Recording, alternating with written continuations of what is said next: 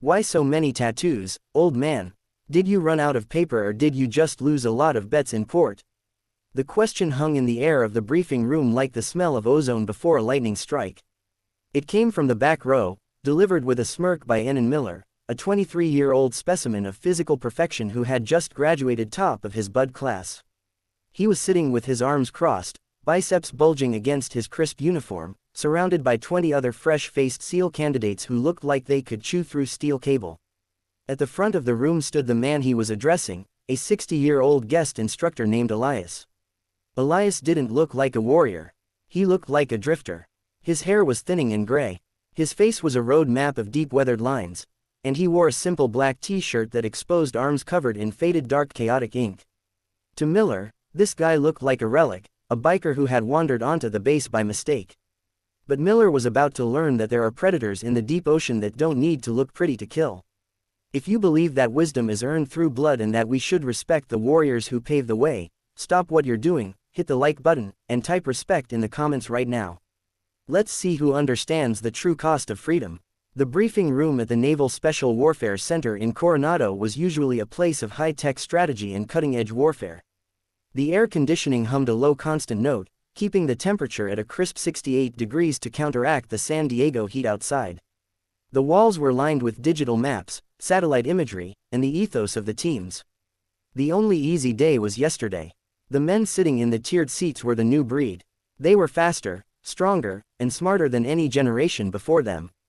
They had trained with drones, advanced ballistics, and digital comms. They felt invincible. Then Elias had walked in.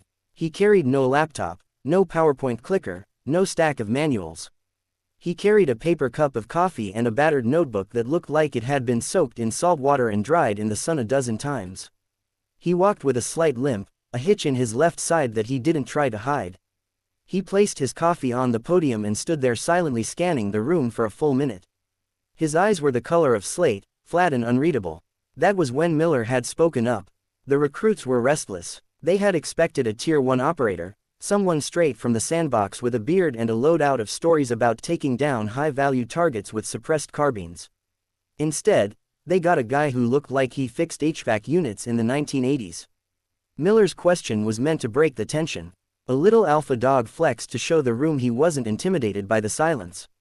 A few of the other guys chuckled, a low rumble of agreement.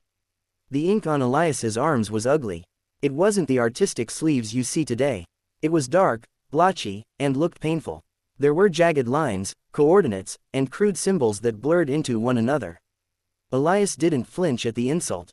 He didn't even look angry. He slowly took a sip of his coffee, set it down, and looked directly at Miller. The silence that followed stretched out, becoming uncomfortable. The chuckles died away. "You like the artwork, son?" Elias asked. His voice was soft, sounding like tires rolling over gravel. Miller shrugged, leaning back in his chair, confident in his status as the new elite. "Just curious. Usually, we keep it professional. That looks chaotic, like a scrapbook with no order." Elias nodded slowly. He stepped away from the podium. He walked down the center aisle, moving closer to the recruits. As he got closer, the men could see the texture of his skin. It wasn't just ink. Beneath the tattoos were ridges, scars, burn marks that the ink had been used to color over. "Chaotic," Elias repeated. "That's a good word for it. War is chaos. You boys train for the grid. You train for the plan, but the plan is the first casualty of contact." He stopped right in front of Miller's desk. Miller sat up a little straighter, his arrogance flickering for a split second as he realized the old man's eyes were devoid of fear. They were the eyes of a shark. Dead calm and utterly focused. "You asked why so many," Elias said. He rolled his left shoulder forward, pointing to a faded, jagged black line that wrapped around his forearm like a snake. "You see this one? It looks like a mistake. A bad line drawn by a drunk artist." Miller looked at it. "Yeah, what is it?" "A river. It's a timeline." Elias said 1989, Operation Just Cause, Panama. "We were tasked with securing Pitila Airfield. The intel was wrong. We weren't walking into a lightly guarded strip. We were walking into a meat grinder. We were pinned down on the tarmac. No cover, taking heavy machine gun fire from 3 sides. My swim buddy, a kid named Joey, took a round to the femoral artery." In the first 30 seconds, the room went quiet. The air conditioning seemed to get louder. I dragged him behind the landing gear of a private jet, Elias continued, his voice devoid of drama, just stating facts. I put a tourniquet on him, but the fire was too heavy. We were trapped for 4 hours. This tattoo, I did it myself with a needle and India ink, 3 days later. It traces the path of the blood that ran across the tarmac. It reminds me that plans fail, and when they do, you don't panic.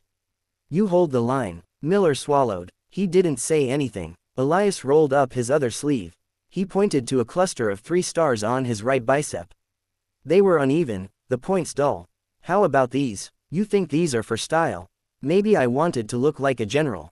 No one laughed. 1993 Mogadishu. Elias said. The word hit the room like a physical weight. Every SEAL knew the anti-history. But reading about it in a book and standing in front of a ghost who was there were 2 different things. We weren't supposed to be the main effort. We were support. But when the birds went down, everything shifted. We moved through the city on foot. It was a 360 degrees ambush. We ran out of water. We ran out of ammo. We almost ran out of blood. He tapped the stars. 3 men in my squad didn't make it back to the hangar. I put these here to cover the shrapnel scars I took in my arm. Pulling a Ranger out of a burning Humvee. Every time I lift something heavy, the scar tissue pulls. It hurts. And I'm glad it hurts because the pain reminds me that I'm still here and they aren't. Elias took a step back, addressing the whole room now. The recruits were leaning forward, their eyes wide. The arrogance was gone, replaced by a dawning realization of who they were sitting in the presence of. You look at me and you see an old man, Elias said, his voice rising slightly, filling the room with authority. You see faded ink and gray hair. You ask why so many tattoos. The answer is simple. I have so many tattoos because I have come home so many times. Each one of these is a receipt. A receipt for a life I lived, a death I dodged, or a brother I buried. He pointed to a complex faded geometric shape on his wrist. Afghanistan, 2002. Taku, the mountains. The air was so thin you felt like you were breathing through a straw. We were hunting shadows in the caves. We were alone. No drone support, no SATCOM, just 6 of us in the cold.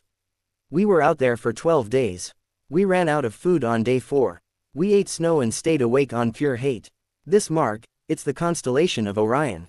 It was the only thing I could see from the position where I lay for 48 hours waiting for a sniper to make a mistake. He finally did. Elias looked back at Miller. You have clean skin, Enon. You have bright eyes and a strong back. You know the theory of war. You know the tactics, but you don't know the weight. You haven't carried the weight yet. Miller looked down at his hands. His face was red, not with anger, but with shame. I didn't know, Master Chief. I apologize. I'm not a Master Chief anymore, Elias said softly. I am just Elias. The rank stayed on the uniform when I took it off. The ink stayed on the skin. Just then, the heavy steel door at the back of the room opened. The commander in full dress whites walked in. It was Commander Vance, the commanding officer of the entire training group. The recruits instinctively jumped to their feet, snapping to attention. Attention on deck. Commander Vance waved a hand. As you were, sit down. Vance walked to the front of the room. He didn't look at the recruits. He looked at Elias. The commander's face broke into a look of profound respect, bordering on reverence. He extended a hand. Elias, Vance said warmly. I wasn't sure you'd actually come. I said I would, sir, Elias replied, shaking the hand. Vance turned to the class. He saw the stunned expressions. He saw the tension. He looked at Miller, who was looking at the floor. I see you've met the legend, Vance said. Gentlemen, you are looking at the founding father of the tactical survival program you are currently studying. Before we had GPS, before we had thermal drones, we had men like Elias Thorne. He was a member of SEAL Team 6 before half of you were born. He has operated in more countries than you can name. He's the only man I know who has been awarded the Navy Cross twice. A collective gasp went through the room. The Navy Cross twice. That put him in the realm of mythology. I asked him to come here today not to teach you how to shoot. Vance continued, you already know how to shoot. I asked him here to teach you how to endure because the technology breaks, the batteries die, the comms go down, and when that happens, all you have left is what is inside your chest and who is standing next to you. Vance looked at Elias's arms. And I see he's already started the history lesson. Those tattoos are the only map you need to understand what sacrifice looks like. Vance nodded to Elias and stepped to the side, relinquishing the floor. The hierarchy was clear. In this room, the commander was in charge, but Elias was the master. Elias walked back to the podium. He picked up his coffee, which was now cold. He looked at Miller again. The young ensign looked like he wanted to crawl under his desk. "Stand up, son," Elias said. Miller stood up, stiff and nervous. "Sir, don't sir me. I work for a living," Elias said, a ghost of a smile touching his lips. "You asked a question. It was a fair question. We judge what we see. It's human nature. But in this line of work, judgment gets you killed. You have to look deeper. You have to look at the eyes, not the paint job." Elias rolled down his sleeves, covering the history, covering the scars. He became just an old man in a black t-shirt again. "You want to know the real reason why I have so many tattoos?" Elias asked, his voice barely a whisper, forcing everyone to lean in. "Yes, Master Chief," Miller said. "It's to cover up the parts of me that are missing," Elias said. "Every time I lost a piece of my soul, I painted over it so I wouldn't have to look at the empty space. You boys are blank canvases. You're perfect. My job is to teach you how to stay that way for as long as possible. But make no mistake, if you do this job right, if you do it long enough, you will get marked. Maybe not with ink, but you will get marked." He picked up a piece of chalk and turned to the blackboard. He drew a simple vertical line. "This is you," he said. He drew a jagged, chaotic circle around it. "This is the world," he turned back to them. "Survival isn't about conquering the world. It's about keeping that line straight while the world tries to bend it. Now, open your notebooks. We're going to talk about water procurement in a hostile urban environment, and I don't want to hear a single word about apps or filters. We're going to talk about how to stay alive when the world wants you dead." The room was electric. The recruits opened their notebooks with a fervor they had never shown before. Pens hovered over paper, ready to capture every syllable. Miller sat there, his eyes glued to Elias. He wasn't looking at a biker anymore. He was looking at a prophet. For the next 3 hours, Elias spoke. He didn't use jargon. He didn't use buzzwords. He told stories of thirst so deep it made you hallucinate. He spoke of hiding in sewage pipes to avoid patrols. He spoke of the psychological weight of being hunted. And through it all, the recruit saw the tattoos in a new light. When Elias gestured, the jagged lines on his arms seemed to move, animating the stories. The ink wasn't graffiti. It was a living document of human endurance. When the lecture ended, nobody moved to leave. The dismissal bell rang, but they sat there. Elias packed up his battered notebook. He finished his cold coffee. He looked at the class one last time. "Class dismissed," he said. As he walked toward the door, Miller shot up from his seat. He practically ran down the aisle. "Master Chief Elias, wait." Miller stammered. Elias stopped and turned. "Yeah." Miller extended his hand. "Thank you. I'll never judge a book by its cover again. I promise." Elias took the hand. His grip was iron, surprisingly strong for a man who looked so frail. He pulled Miller in slightly, looking him dead in the eye. "Don't worry about the book, kid," Elias said. "Just worry about the story you're going to write. Make it a good one, and try to keep the ink off your skin if you can. It hurts like hell when it rains." Elias winked, a flash of the young, wild warrior he once was, and walked out into the bright California sun. The room remained quiet for a long time after he left. The recruits looked at each other, then at their own unmarked arms. They gathered their things slowly with a new heaviness in their movements.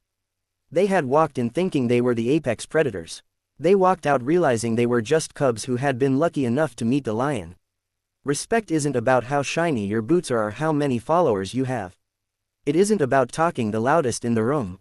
Respect is the quiet acknowledgement of the burdens others carry. It's understanding that every scar has a story and every gray hair is a lesson learned the hard way. We live in a world that is quick to judge, quick to dismiss the old, the worn, and the quiet. But as Elias showed those recruits, sometimes the quietest man in the room is the one who has made the most noise in history. So the next time you see an old-timer with faded tattoos or a veteran walking with a limp, don't stare. Don't judge. Nod your head. Say thank you, because the freedom you enjoy. 2. Sit here and watch this. The safety of your home was paid for in ink and blood by men like him.